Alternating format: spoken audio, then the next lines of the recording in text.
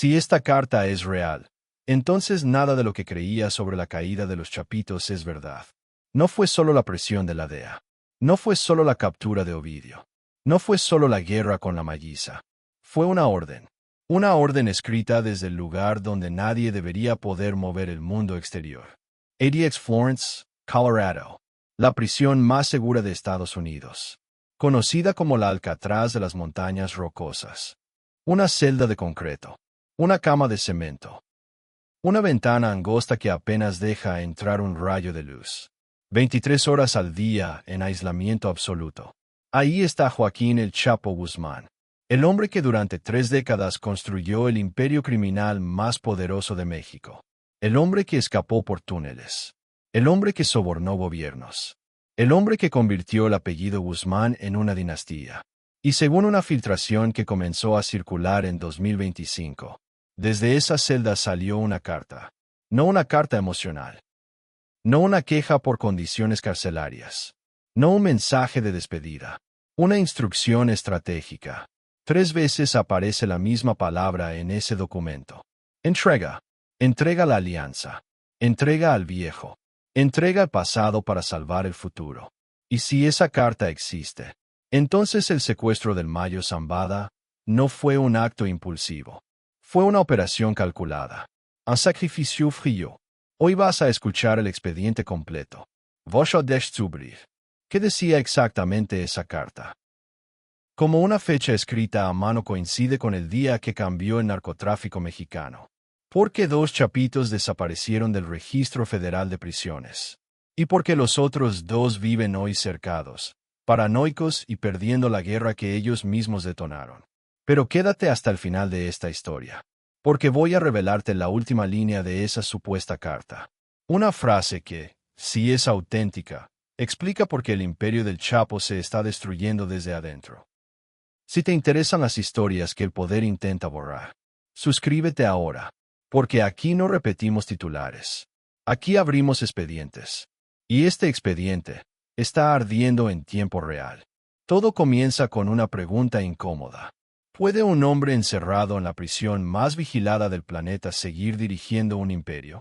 Muchos dicen que no, que Florence es el final, que ahí se acaba todo. Pero quienes conocen la historia del narcotráfico saben algo distinto. El poder no siempre necesita presencia física. A veces solo necesita lealtad, miedo y sangre. Después de la extradición del Chapo en 2017 y su sentencia a cadena perpetua en 2019, el control del cártel de Sinaloa pasó a manos de sus hijos. Iván Archibaldo, Jesús Alfredo, Ovidio, Joaquín, los Chapitos, la nueva generación. A diferencia de su padre, ellos crecieron en el lujo. No conocieron la pobreza de Badiraguato. No vendieron naranjas en la calle. Nacieron rodeados de camionetas blindadas, relojes Rolex y rifles de asalto. Y cuando tomaron el poder, no continuaron el negocio, lo transformaron. El fentanilo se convirtió en su arma financiera. Laboratorios industriales. Precursors químicos importados.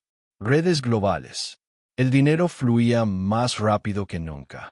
Pero también crecían las tensiones internas.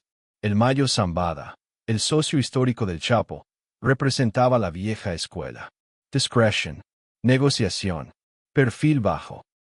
Los Chapitos representaban lo opuesto. Exhibition. Redes sociales. Provocation. Era solo cuestión de tiempo para que esa diferencia explotara. Y entonces llega la fecha que lo cambia todo. 25 de julio de 2024. Un avión privado aterriza en Santa Teresa, Nuevo México. A bordo vienen 2 hombres. Uno es Joaquín Guzmán López. El otro, Ismael El Mayo Zambada. El hombre que jamás había sido capturado en más de medio siglo. Ese día fue detenido. Pero lo que nunca quedó completamente claro fue esto. ¿Quién organizó realmente esa entrega? La versión oficial habla de cooperación. La versión judicial habla de acuerdos. Pero la versión que circula en sombras habla de algo más profundo. Habla de una carta. Un documento fechado meses antes. Un mensaje que menciona al viejo. Una instrucción que repite una palabra. Entrega. Si fue real, entonces la traición no nació en Sinaloa. Nació en Colorado. Y aquí es donde todo se vuelve peligroso. Porque si el Chapo ordenó sacrificar al Mayo para salvar a su hijo, entonces la guerra que estalló después no fue una reacción. Fue el precio calculado. Desde septiembre de 2024, Sinaloa vive una de las etapas más violentas de su historia reciente. Miles de muertos, desaparecidos, ciudades paralizadas por el miedo. La alianza de décadas se rompió en cuestión de horas. Y los chapitos comenzaron a caer. Ovidio, declarado culpable en Estados Unidos. Joaquín, negociando cooperación. Ambos desaparecidos del sistema penitenciario público. Protección de testigos, reubicación estratégica. Mientras tanto, Iván Archibaldo y Jesús Alfredo siguen libres. Pero cada semana el cerco se cierra más. Operativos. Capturas de sus hombres de confianza. Filtrations. El imperio ya no parece invencible. Y en medio de todo, esa carta sigue siendo la pieza que puede explicarlo todo. Si esta historia te está abriendo preguntas, espera. Porque en el próximo capítulo vamos a entrar a la habitación donde todo se ejecutó. La ventana, la bolsa en la cabeza, el vuelo nocturno. Y ahí entenderás si fue improvisación o guión escrito con meses de anticipación. Antes de continuar, dime algo en los comentarios. ¿Crees que el Chapo aún mueve piezas desde Florence? ¿O todo esto fue decisión exclusiva de sus hijos? Escribe tu teoría, porque esta no es solo la historia de una carta. Es la historia de cómo una familia poderosa comenzó a destruirse a sí misma. Y lo que viene ahora es la parte más oscura. Continúa conmigo. La finca estaba en silencio. No era una casa improvisada en la sierra. Era una propiedad cuidada, discreta, lejos del ruido urbano, diseñada para conversaciones privadas. El 25 de julio de 2024, el Mayo Zambada llegó confiado. No llegó escoltado por un ejército. No llegó sospechando traición. Llegó como lo había hecho durante décadas. A una reunión entre socios. Porque eso era, al menos en apariencia, una discusión interna. Un ajuste de cuentas. Un intento de resolver tensiones entre facciones. Joaquín Guzmán López lo recibió. El Jeruero, hijo del Chapo, parte de la sangre que el Mayo había visto crecer. En el mundo del narco, la palabra compadre no es simbólica. Es vínculo, es pacto, es familia. Y esa confianza fue el primer error. Los reportes judiciales posteriores describen lo que ocurrió con frialdad legal. Pero cuando uno reconstruye la escena, la imagen es otra. Una habitación privada. Puerta cerrada. Un momento de conversación a solas. Y algo que nadie notó al entrar. El cristal de una ventana que había sido removido previamente. No roto. No forzado. Retirado con anticipación. Eso no es improvisación. Eso es planificación. Si la carta de Florence mencionaba entregar meses antes, la ventana ya estaba escrita en ese guión. Según la declaración presentada por fiscales federales, hombres armados ingresaron por esa abertura segundos después de que la puerta se cerró con llave. No hubo disparos. No hubo resistencia prolongada. El Mayo tenía 76 años. Fue reducido. Espesado. Le colocaron una bolsa en la cabeza. Lo bajaron por esa misma ventana. No por la puerta principal. No frente a testigos. Por la ventana. Un detalle simbólico que cambia la narrativa. No era una detención oficial. Era un traslado clandestino. Lo subieron a una camioneta. 15 minutos de trayecto hasta una pista improvisada. Allí esperaba una avioneta. Pequeña. Sin distintivos. Con plan de vuelo ya coordinado. Según los documentos, le ataron las piernas con bridas plásticas al asiento. Le administraron una bebida con efecto sedante para evitar resistencia durante el trayecto. No querían violencia. Query in precision. 2 o 3 horas después, la aeronave aterrizó en Santa Teresa, Nuevo México. Agentes federales estadounidenses ya estaban esperando. Eso es lo que más preguntas genera. Porque si el gobierno estadounidense no solicitó el secuestro, ¿cómo sabían exactamente cuándo y dónde aterrizaría el avión? ¿Coincidencia? ¿Información anticipada? ¿Negociación previa? La línea entre cooperación y entrega pactada es delgada. ¿Y si la carta de Florence fue real? esa línea se vuelve aún más difusa. Aquí está lo que cambia todo. El documento judicial señala que Joaquín Guzmán López actuó con la esperanza de obtener beneficios por cooperación para él y su hermano. Para él y su hermano. En ese momento, Ovidio Guzmán ya estaba enfrentando cadena perpetua en Estados Unidos. Salvar al hermano. Sacrificar al socio. La frase de la carta cobra sentido. El sacrificio de uno puede salvar a la sangre. No sabemos si esa frase fue escrita realmente por el Chapo, pero el patrón estratégico encaja.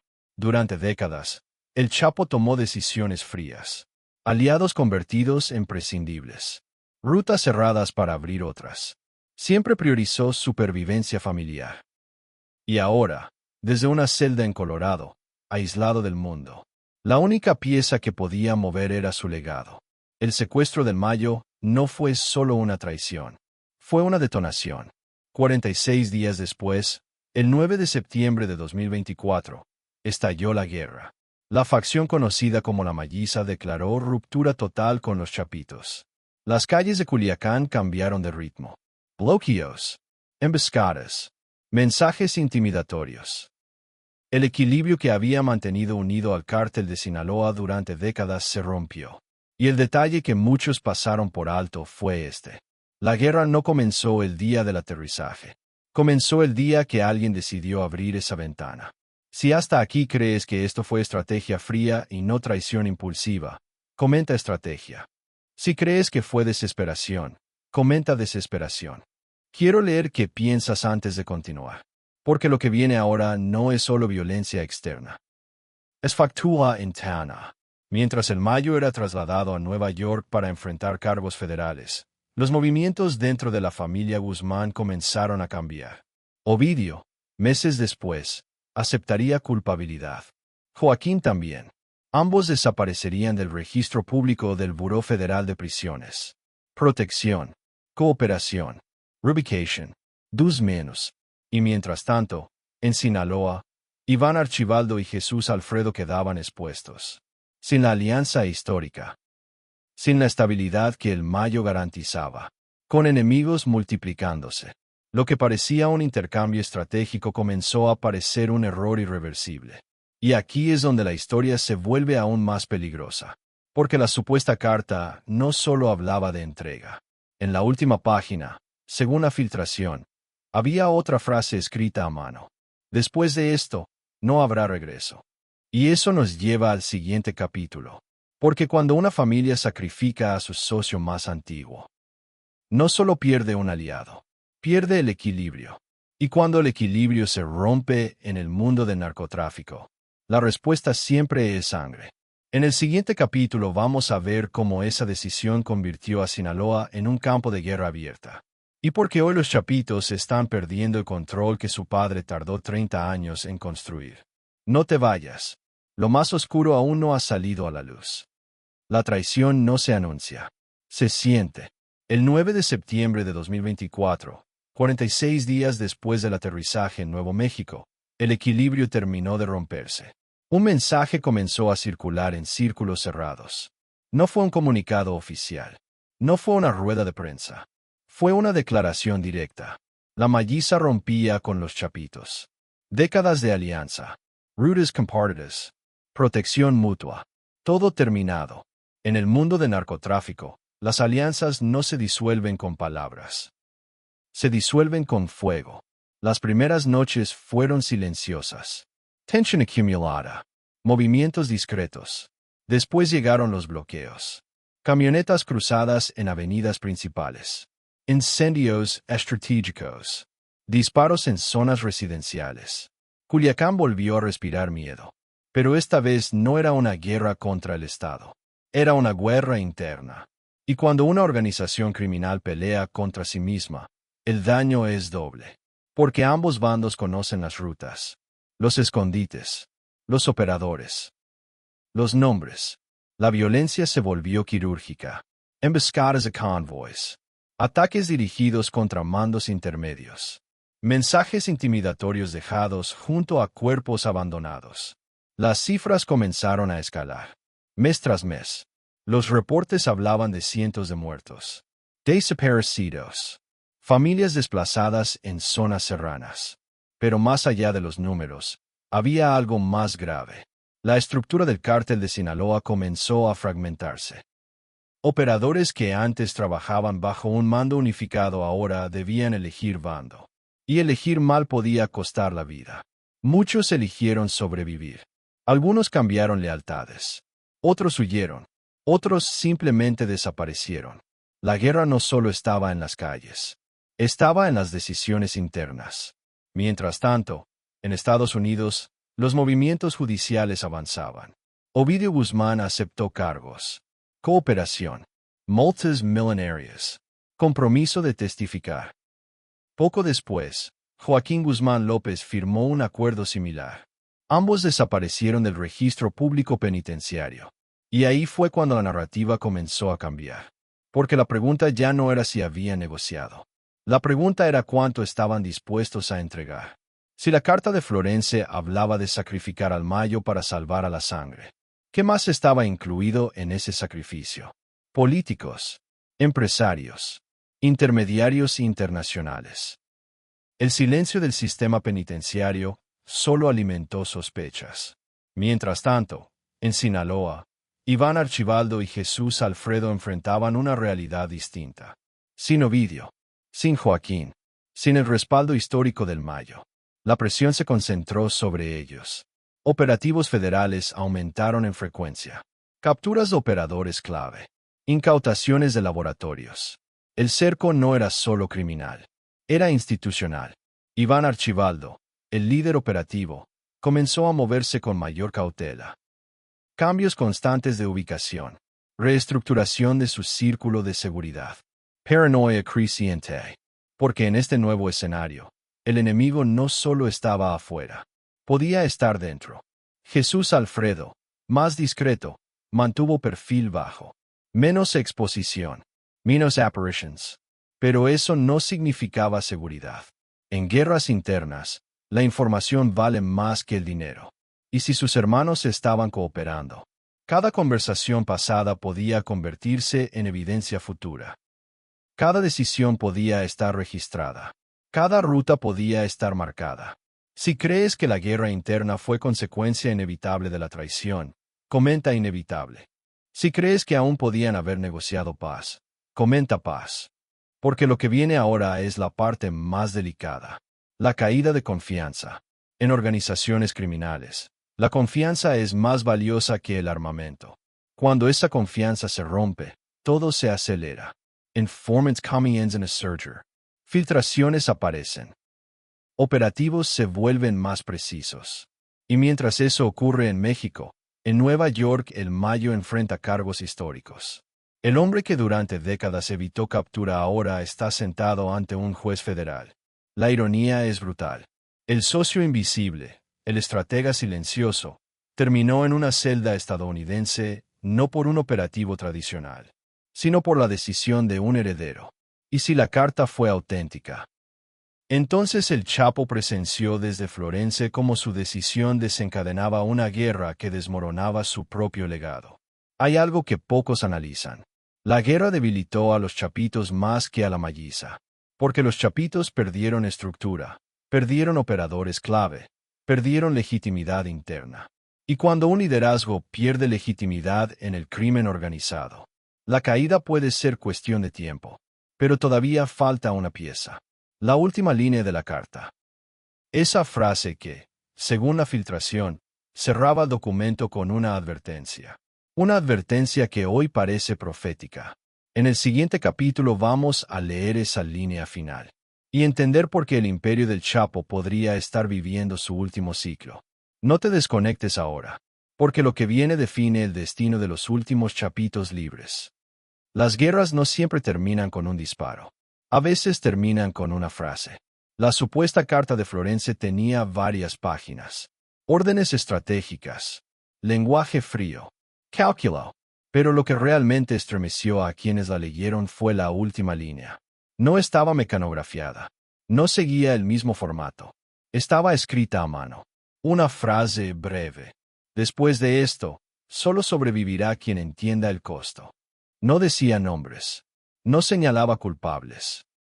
Pero si la carta es real, esa línea no era advertencia externa, era advertencia interna, porque el costo no lo pagó el Mayo, lo pagó la estructura completa. Tras la ruptura, el cártel de Sinaloa dejó de ser un bloque sólido. Las rutas comenzaron a fragmentarse. Los operadores buscaron protección alternativa. Algunos migraron hacia otras organizaciones. Cuando el miedo supera a la lealtad, el poder se diluye. Y mientras en México la violencia aumentaba, en Estados Unidos se consolidaban los acuerdos judiciales. Ovidio Guzmán aceptó su responsabilidad. Multas millonarias. Cooperación sustancial. Joaquín Guzmán López hizo lo mismo. Ambos desaparecieron del registro público. No es común. No es automático. Ese tipo de movimientos solo ocurre cuando la información ofrecida es considerada valiosa. Muy valiosa. En paralelo, el Mayo enfrentaba cargos federales históricos. El hombre que jamás había sido capturado ahora dependía de abogados en Brooklyn. La alianza que sostuvo al cártel por décadas había sido sacrificada. ¿Y si la carta fue auténtica? El Chapo tomó la decisión más fría de su carrera criminal desde una celda de concreto. Salvar a uno. Perder el equilibrio. Pero aquí está la paradoja.